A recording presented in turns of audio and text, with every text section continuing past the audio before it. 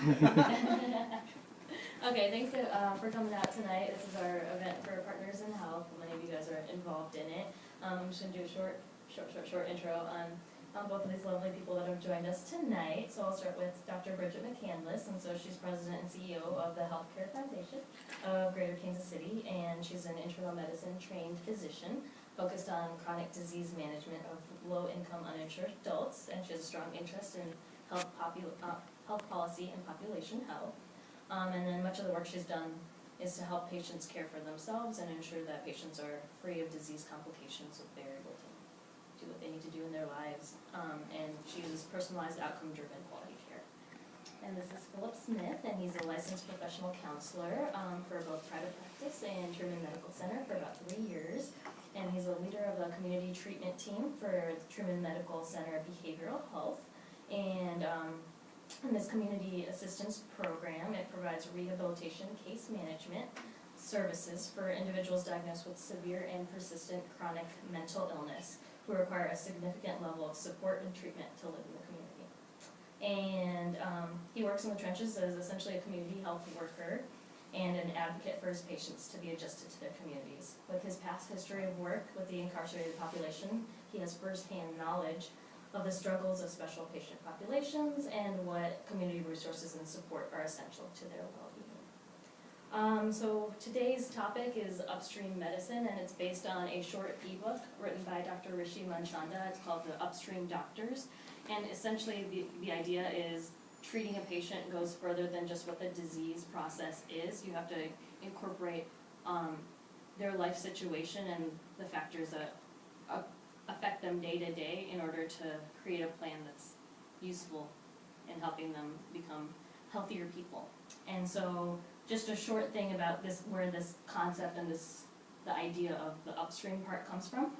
It's driven from a story widely known in public health circles, and the story goes as follows.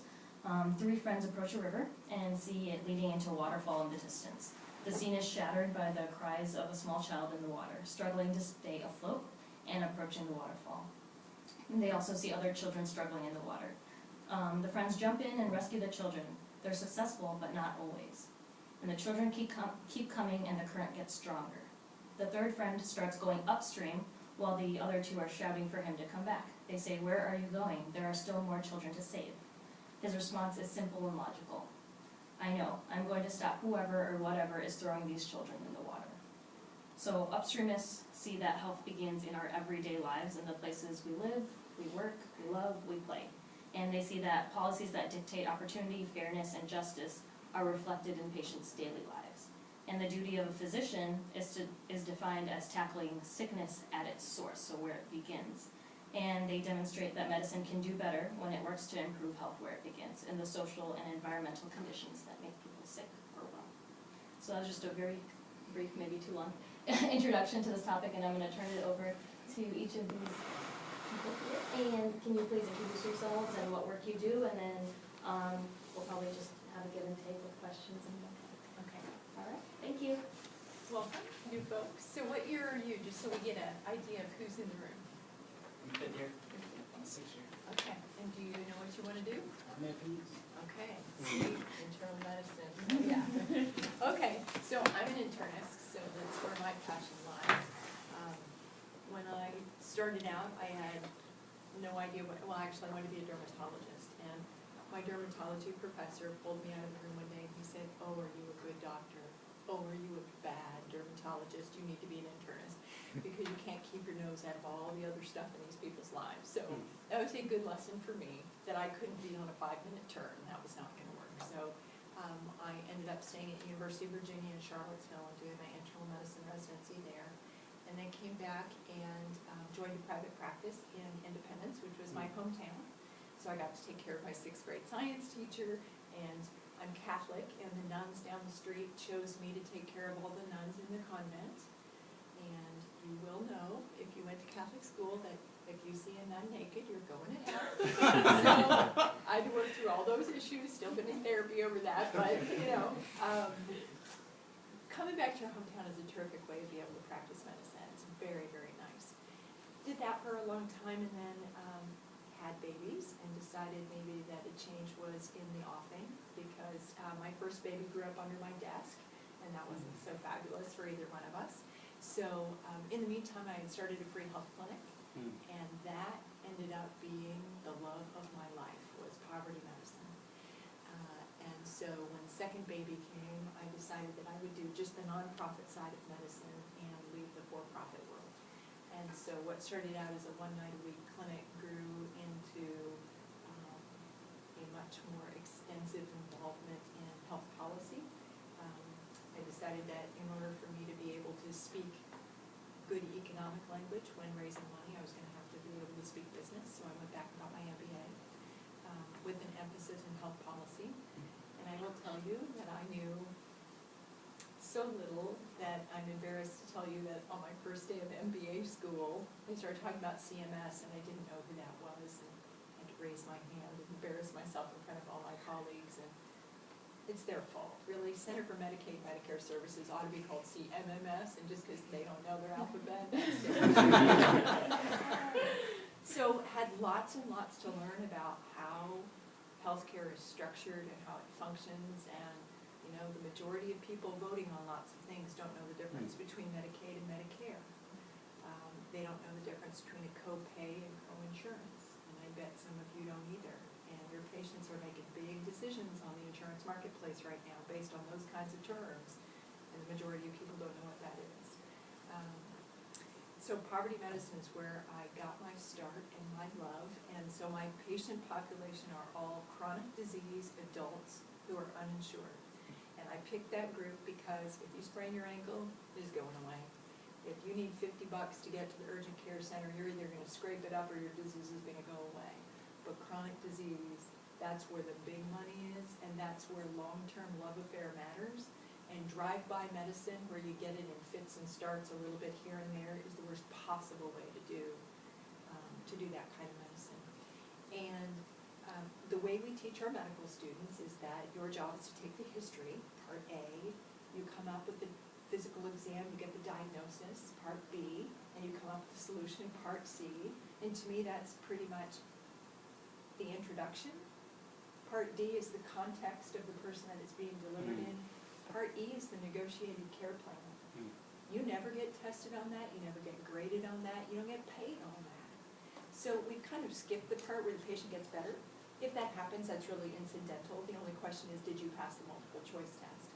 That's where you get sued, is when you forget the context and negotiating with the patient. We talked just a little bit about sort of the tips of the trade. I'm old, so I've touched a lot of patients in my years. If you would like not to get sued, it is not about the latest and greatest technology. It is not about following that 10th of a point on their CBC. It's about, did you listen to the real concern of the patient, not necessarily the things that I'm very interested in, their renal disease, their eye disease, etc. And did I touch them? You touch a patient, your odds of getting sued go way down. Because patients have come to know that a physical exam is part of any encounter. I can walk in, since I was going to be a dermatologist, you know, I can walk in and tell you what your skin problem is without ever touching them. And you know, my professor said, you should never have to touch it to know what it is, and if you don't know what it is, for God's sake, don't touch it.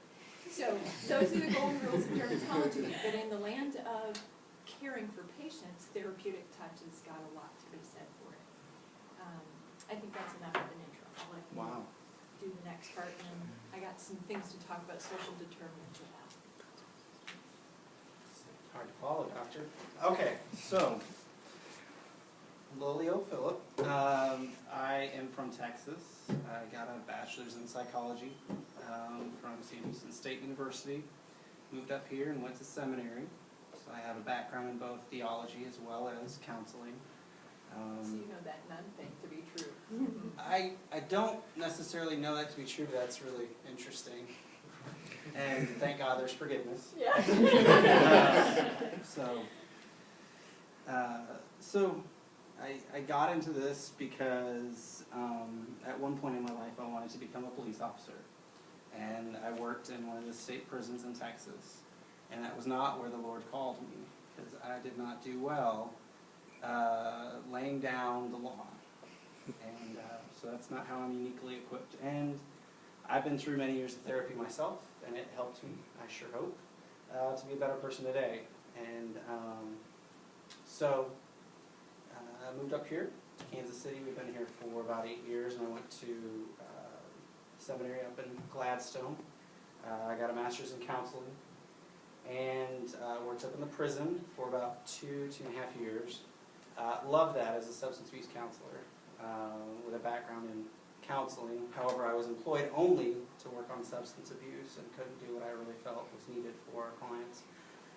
Heard about this opening at Truman to really help people on the assertive community treatment team here at Truman, to really help people before they get into prison.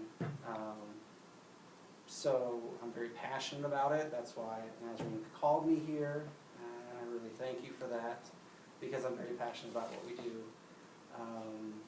So it was interesting. I'm glad you went through the story. I didn't know that this was about upstream determinants of health. I had nothing to talk about, so I'm glad you guys talked about that, because I have no clue. So, what, you want me to talk about what we do with the ACT what do you do in your team? day-to-day, yeah. So there is the background in case management, like you talked about, Nazarene.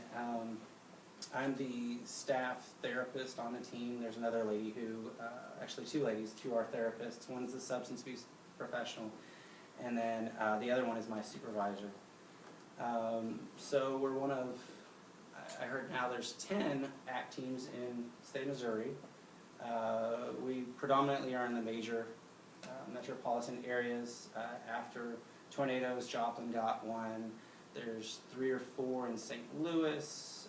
There's one up in St. Joe. Jeff City has one. Basically, we're a smaller entity. We have about 10 staff members plus a psychiatrist, advanced practicing nurse, an RN, team leader. And the way that we work is we kind of share our population of clients who are all have severe and persistent mental illness. They are not SPMI. They are all people with severe and persistent mental illness. About 80-85% of our clients have schizophrenia as the Axis 1 diagnosis. We have a couple clients with bipolar disorder or major depressive disorder with psychotic features. Really what we do on the team is work with clients to help them to remain in society, really look at patient-centered, client-centered therapy, helping clients figure out what the stressors, what the situations are that are causing them to either come visit y'all here at Truman whenever you guys are doing your rotations. We have a gentleman that for many, many years used to go to the BHEAD, the emergency department, to get a foot bath every night because he was walking around having lots of hallucinations, and we kind of worked to step in to help him to deal with those triggers so that he didn't have to walk the streets. One of the other kind of prerequisites, what we're looking for as factors for the team, are clients with frequent, of course, inpatient admissions, people who have trouble maintaining finances, maintaining bonds, social skills with other people,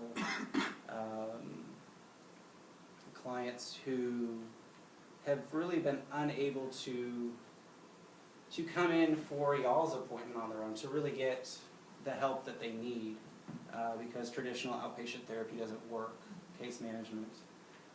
We have lots of different teams here at Truman, and we're not one size fits all, and we're not the end-all, fix-all team, or help-all team. We don't work for everyone, but I really kind of feel like we work best with a lot of the people who have these severe problems. So psychosis is something drastically different than I ever realized it, and it really affects the people that we work with in very varying details. Like one of the things that I told Nazarene is that it's going to be different than you've ever heard about or seen. I mean, really being around, like my first day on the job, there was a gentleman who, first person I ever got to meet, was choking himself and yelling at Eve of Adam and Eve to stop tormenting him. And that was an eye-opener, However, I would say